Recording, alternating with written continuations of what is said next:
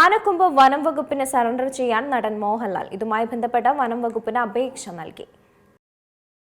കൈവശമുള്ള ആനക്കൊമ്പ് വനം വകുപ്പിന് സറണ്ടർ ചെയ്യാൻ നടൻ മോഹൻലാൽ വനം വകുപ്പിന് അപേക്ഷ നൽകി.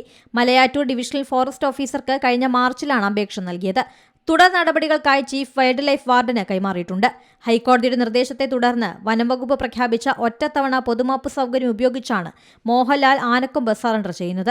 മോഹൻലാലിന്റെ കൈവശമുള്ള 2 ജോഡി ആനക്കൊമ്പുകൾക്കും ആനക്കൊമ്പിൽ തീർത്ത 13 കരകൗശല വസ്തുക്കൾക്കും ഉടമസ്ഥതാ സർട്ടിഫിക്കറ്റ് നൽകിയത് ഹൈക്കോടതി റദ്ദാക്കി. നടപടിക്രമങ്ങൾ പാലിച്ചല്ല സർട്ടിഫിക്കറ്റ് നൽകിയതെന്ന് കണ്ടെത്തിയതോടെയാണ് കോടതി നടപടി. മോഹൻലാലിന്റെ തേവരയിലെ വീട്ടിൽ ആദായനികുതി വകുപ്പ് 2011 നടത്തിയ പരിശോധനയിലാണ് ആനക്കൊമ്പുകൾ കണ്ടെത്തിയത്. കേസ് പിന്നീട് വനം വകുപ്പിന് കൈമാറി. 1972 വന്യജീവി സംരക്ഷണ നിയമപ്രകാരം ചീഫ് വൈൽഡ് ലൈഫ് വാർഡന്റെ അനുമതിയില്ലാതെ ആനക്കൊമ്പ് അടക്കമുള്ള വസ്തുക്കൾ ആർക്കും കൈവശം വെക്കാൻ കഴിയില്ല. News desk C Malayalam news. ഏറ്റവും പുതിയ വാർത്തകളും വിശേഷങ്ങളും വിരൽത്തുമ്പിലറിയാൻ സി മലയാളം ന്യൂസ് എല്ലാ ഡിജിറ്റൽ പ്ലാറ്റ്ഫോമുകളിലും ലഭ്യം.